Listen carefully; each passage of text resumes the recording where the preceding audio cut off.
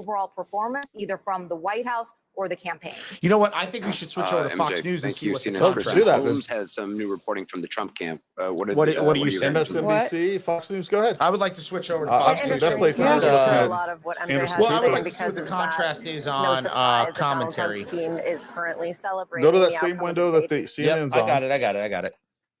Unlikely. It's Look at you. You're definitely messing it up left and unlikely. right.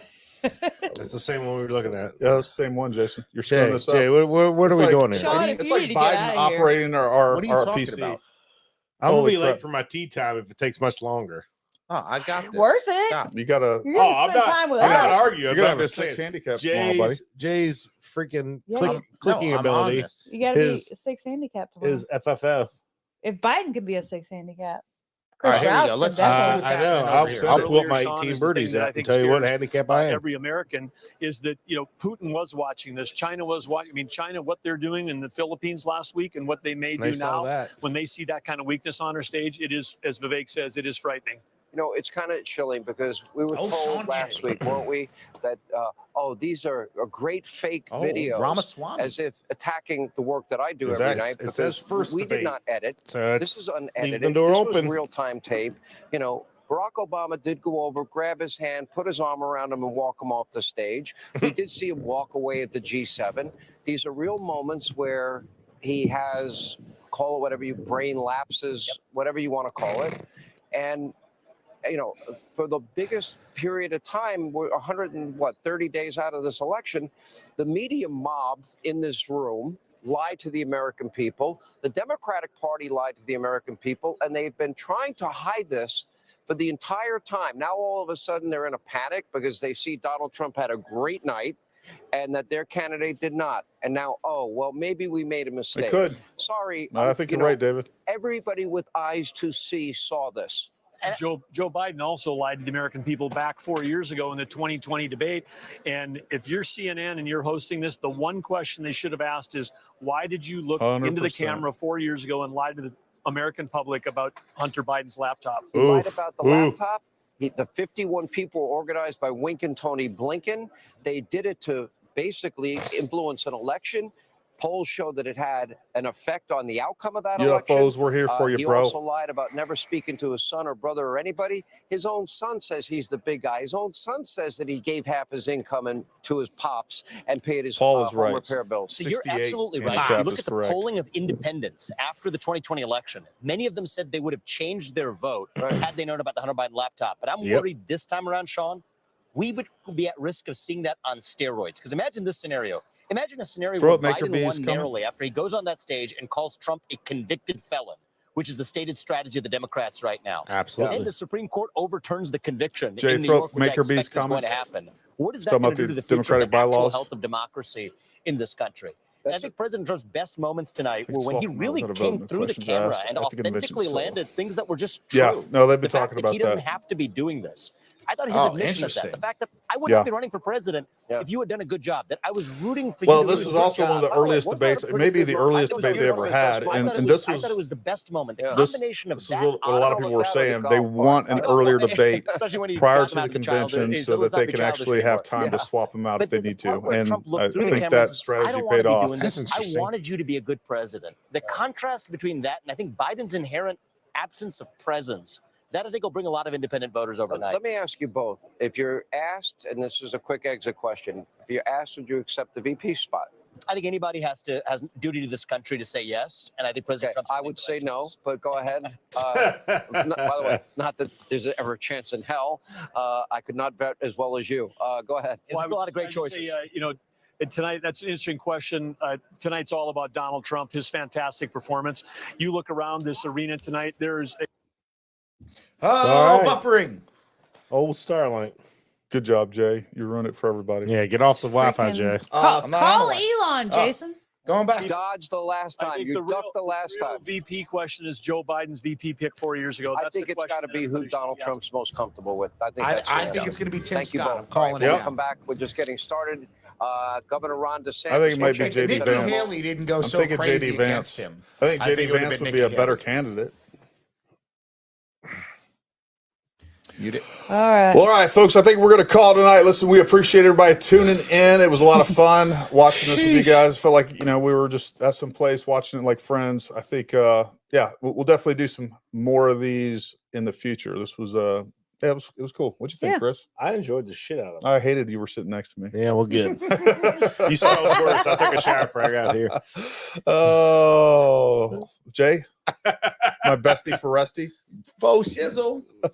All right. Hey, listen, folks, we appreciate you tuning in. Make sure you tune in next Wednesday. We'll have lots of material by next Wednesday, just talking about what is going to happen in the politosphere between now and then. Politosphere. The politosphere. But until next time, you guys stay armed, stay ready. We'll talk to you soon. You got the timing all wrong, Jay. You got to hit that.